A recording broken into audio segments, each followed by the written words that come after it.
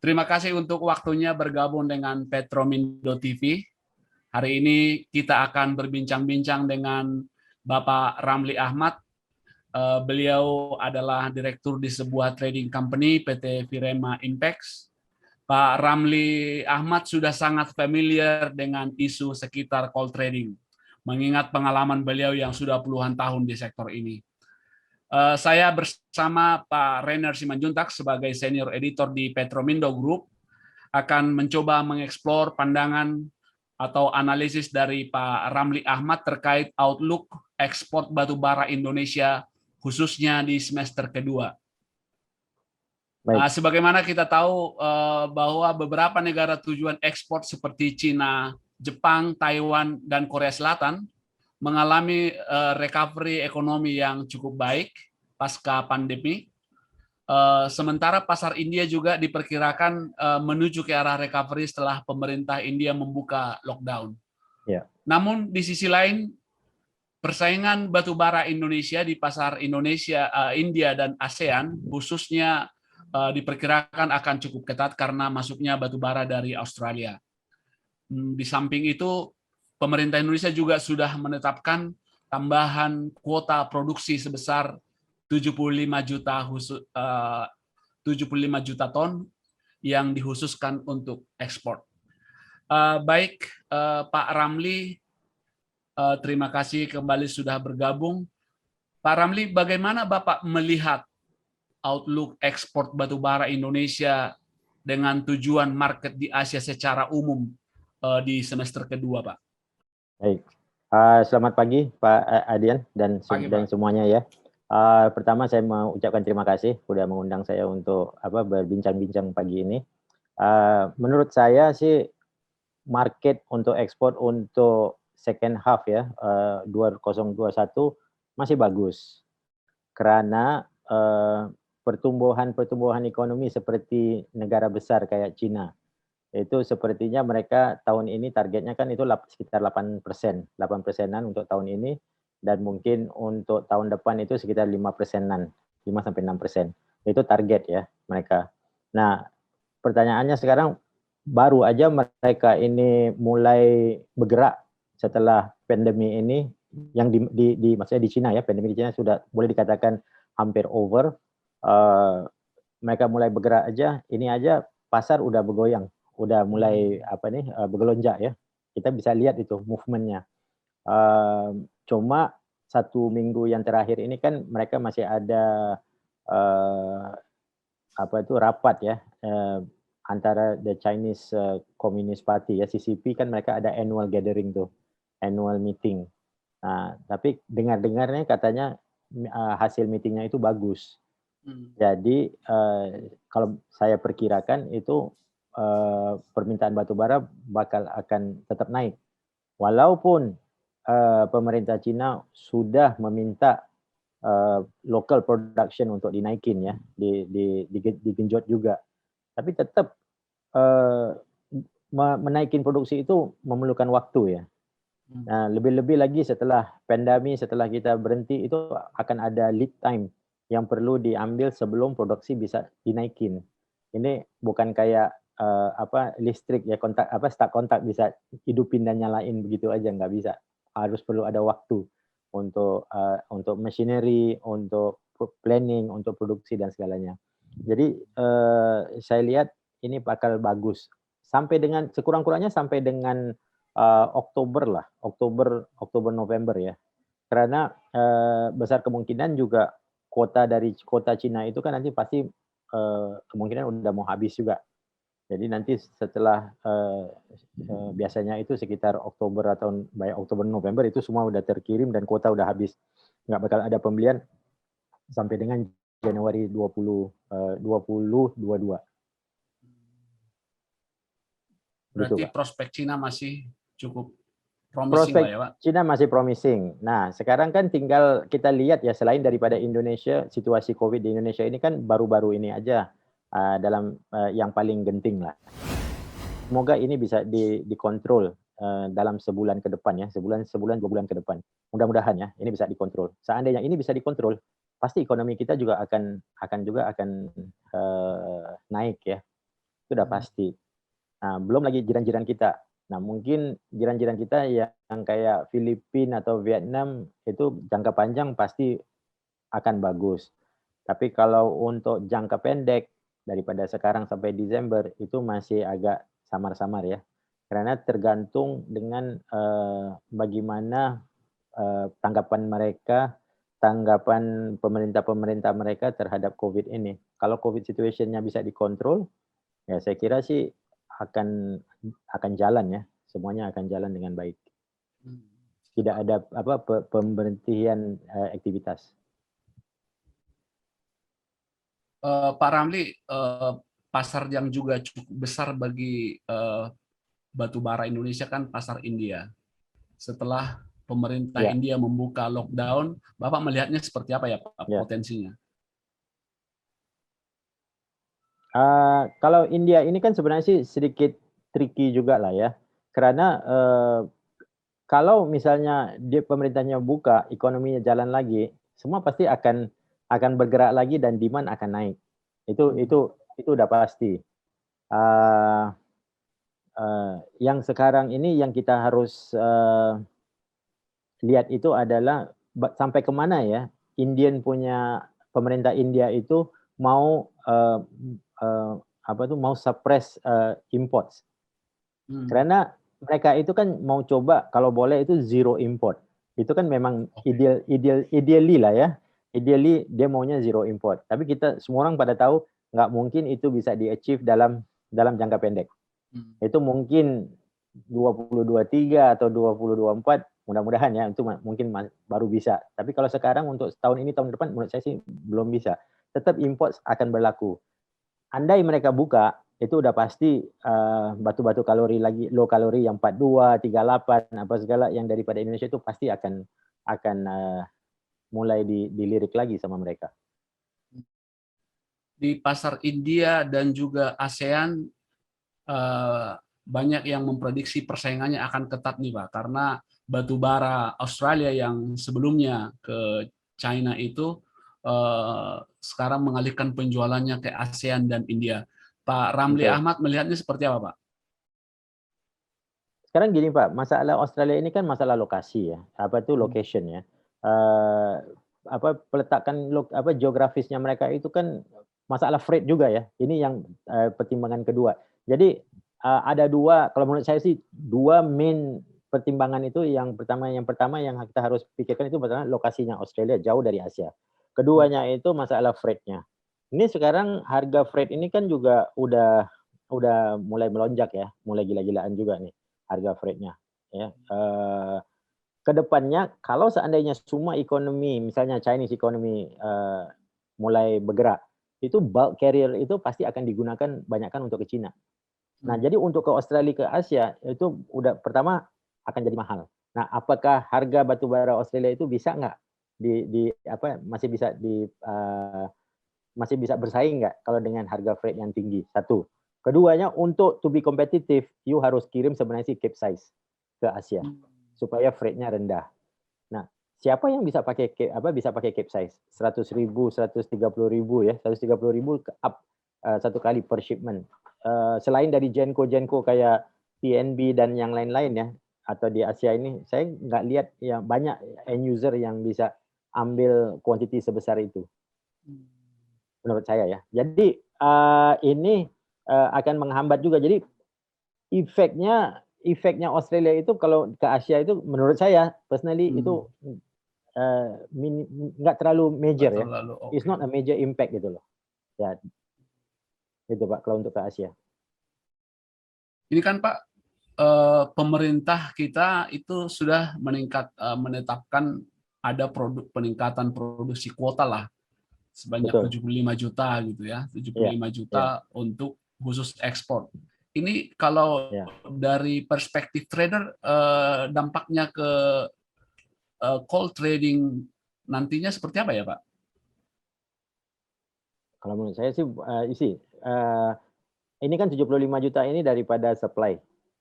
Dari supply-nya. It all depends on the demand. If the demand is lebih daripada 75 juta, ya law of demand and supply mengatakan itu pasti harga akan naik kan. Nah, Kalau seandainya marketnya nggak bisa serap 75 juta ini, ya pasti price akan drop. Basicnya begitulah ya intinya. Nah, kalau menurut saya lihatnya itu pasti demand ini akan naik lebih dari 75 juta. Sekarang aja itu udah mulai orang udah demand-nya ada terus ya, cuma price ya. Karena price ini udah is a new benchmark untuk pembeli-pembeli. Belum pernah mereka itu bisa harus beli 42 GAR itu dengan harga sampai $60, di atas $60. Itu belum pernah gitu loh. Dan dulu juga pernah terjadi tapi sebentar. Tapi ini kayaknya masih is holding on ya for a while gitu. Nah, kita semua tahu ya, kalau seandainya harga fuel feed-nya atau harga feed-nya mahal, berarti ini kan Genco ini atau yang pemakaian ini harus transfer harga yang tinggi ini ke siapa gitu loh. Nah, pertanyaannya kan sampai kapan nih pembeli-pembeli ini bisa bertahan dengan harga yang tinggi, harga yang mahal. Somebody has to pay for that price. Sama ada konsumen atau end usernya atau government subsidy or something, itulah harus ada satu party yang akan subsidize ini. Jadi maksud saya kalau dengan harga sebegini sih untuk bertahan sih bagus untuk trader ya. Kembali ke pertanyaan Bapak tadi, bagaimana dari segi trader kalau dengan penambahan 75 juta ini? Menurut saya kalau trader sih bagus-bagus aja Pak. Kita bisa jual lebih banyak lagi. Asal kita punya penambang siap ya untuk supply. Itu tadi Pak, yang statement Bapak terkait new benchmark price itu, apakah karena harga sekarang sudah dalam tanda kutip sangat tinggi atau apa Pak? Betul. Maksud saya sih dengan harga, Bapak lihat sini curve-nya ya. Itu kalau kita lihat daripada price curve-nya kan itu udah semuanya new heights gitu kan, dipanggil kan new heights. Newcastle price udah 130 lebih gitu kan. Mungkin mau hampir mencacat 140 gitu kan. Jadi udah semua ini harga-harga yang belum pernah kita lihat. Sekarang PLN aja kesusahan. Karena dengan $70 benchmark yang 6322 itu kalau dikonvertkan ke 42 GAR ya paling sih berapa? 40 lebih 50 harga 42-nya dibanding dengan harga ekspor kan itu ada gap-nya, Pak. Jadi ini kan local industry kayak PLN itu sebenarnya sih terpukul. Mereka juga harus cari solusi ya, bagaimana nih caranya. Karena ini juga kita belum pernah kan. Kita tadinya pikir benchmark $70 itu wah, itu udah bagus lah. Bisa lah kita happy supply ke PLN sampai kapan-kapan gitu kan. Kita nggak pikir harganya bisa naik segini. Sekarang harga ekspor lebih bagus daripada harga domestik. Nggak ada yang kepikir sebegitu kan. Berapa tahun tuh kita semua sama-sama sengsara dengan harga rendah. Produser yang ada dulu sampai hampir-hampir mau tutup. Waktu harga 42 itu cuma 20, 23, 25 kayak gitu kan banyak yang ini ya, yang teriak. Wah, kita nggak bisa nih kalau kayak begini terus. Kita mungkin harus gulung tikar kan. Kalau di semester 2 kalau Pak Ramli melihat apa sentimen pendukung misalnya untuk kenaikan harga atau penurunan harga? Kira-kira di mana faktornya ini, Pak? Faktor ini sebenarnya sih dari demand, Pak ya, kalau saya bilang. Masalahnya ya itu daripada dulu sampai sekarang ini berulang-ulang terus ya. Chinese market ini kalau mereka bangun aja itu wah, udah harga bisa gerak. Kalau mereka stop berhenti aja beli. Itu mulai kita bisa efeknya cepat ya. Efeknya benar-benar cepat, Pak. Kalau dia stop aja harga terus drop. Dia beli aja bisa terus naiknya itu bisa berlipat-lipat gitu. Dan ini sudah terbukti dan sudah berkali-kali terjadi. So, saya yang kembali lagi ke pertanyaan Bapak ya, apa yang faktor yang bisa kasih harga naik ini atau sentimen apanya? Sebenarnya sih Chinese buying ya. Itu the keyword kalau menurut saya. Kalau dari segi supply sepertinya untuk bulan Juli sampai September kan ini kan diprediksi puncak kemarau Pak di Indonesia. Jadi berarti tidak terlalu, Bapak melihatnya apakah supply aman atau seperti apa, Pak? Nah, sebenarnya sih harusnya aman, tapi sekarang ini pertukaran cuaca ini udah aneh, Pak ya. Yang Hmm. harusnya kita experience apa itu sekarang ini kemarau, tapi masih aja hujan-hujan juga gitu. Dan kalau ditambang itu melainkan tambang-tambang yang besar ya. Kalau tambang-tambang yang lain kan itu cuaca akan efek mereka punya hauling, mereka punya production, mereka punya loading kan itu semua tentu akan ada efeknya. Maupun air Hmm. surut atau air terlalu tinggi, kita nggak bisa loading, ya macam-macam kan yang bisa bisa berlaku. Jadi yang harusnya tadinya sekarang ini zaman-zaman waktu-waktu ini waktu lazimnya itu kemarau, sekarang enggak juga gitu.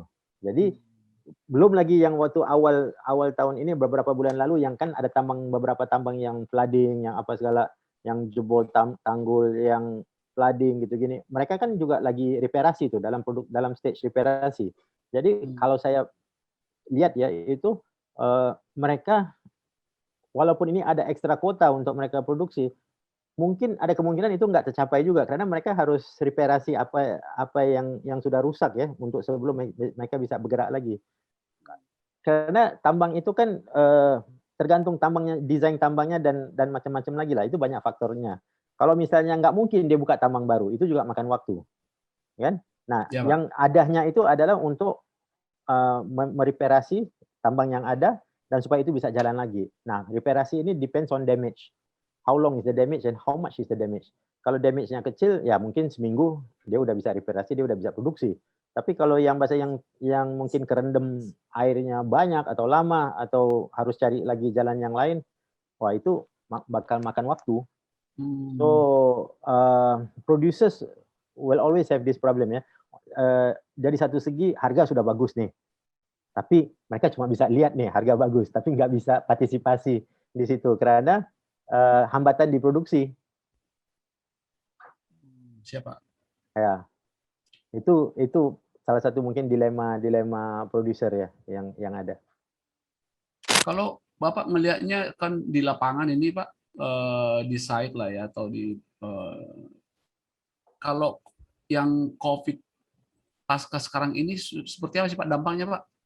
Ini kan cepat banget kelihatannya ini penyebarannya. Betul, penyebarannya sepertinya cepat, tapi jujur sih saya nggak dapat begitu banyak berita dari site ya, karena Hmm. misalnya loading kita jalan terus gitu. Alhamdulillah loading kita jalan terus, nggak ada masalah. Mungkin karena orang-orang tambang ini nggak bergaul ya, mereka mereka di dalam situ ya, jadi nggak ada pergaulan dari orang luar ya.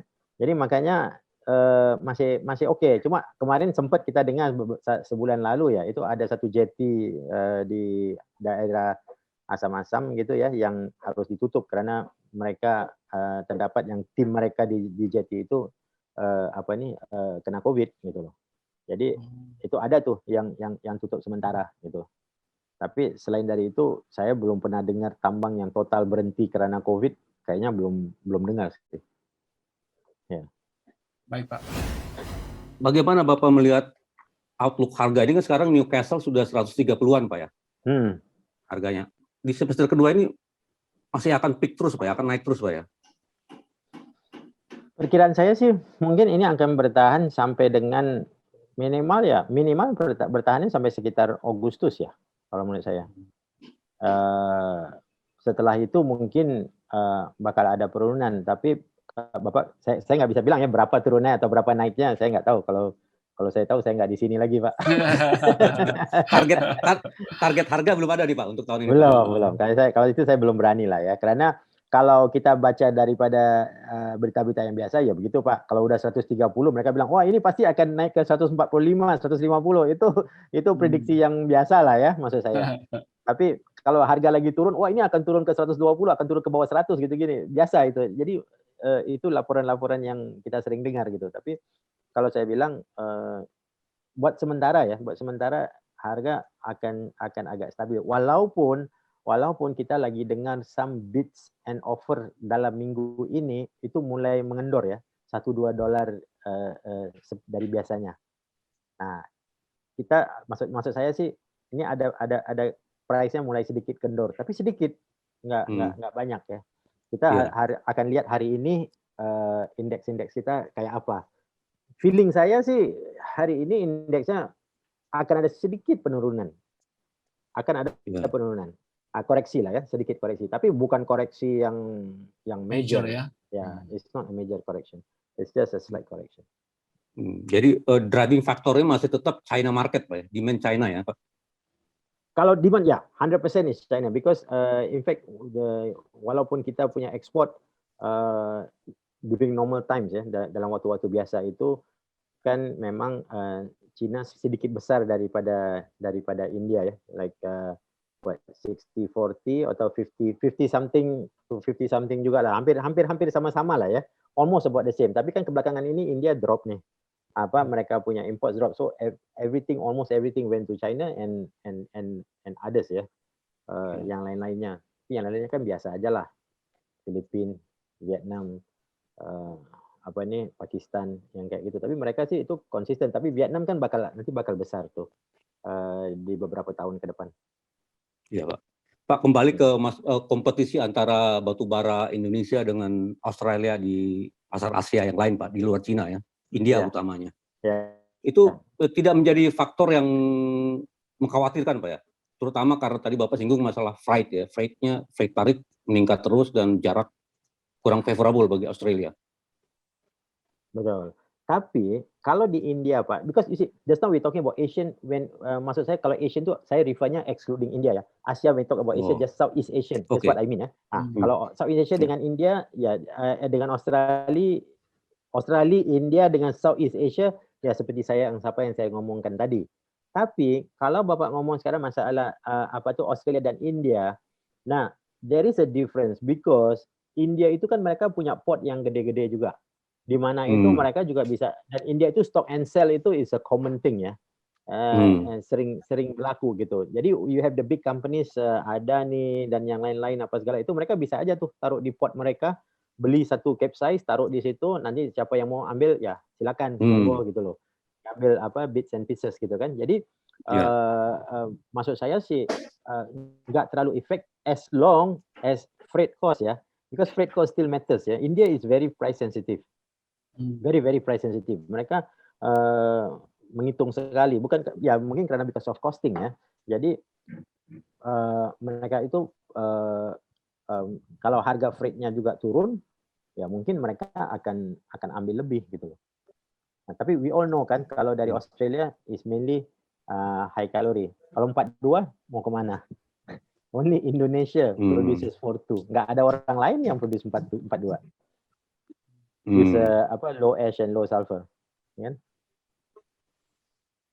Tapi kalau untuk other non-India markets, Korea, Vietnam itu Indonesian coal masih kompetitif, Pak ya, dibandingkan Australia, masih lebih atraktif.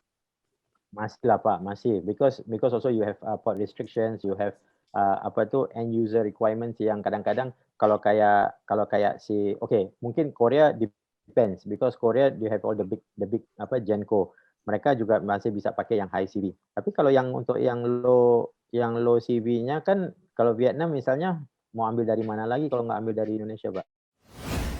Terima kasih Pak Ramli karena sudah meluangkan waktu yang begitu berharga untuk Petromindo TV. Salam sukses selalu untuk Pak Ramli. Sehat selalu, Pak.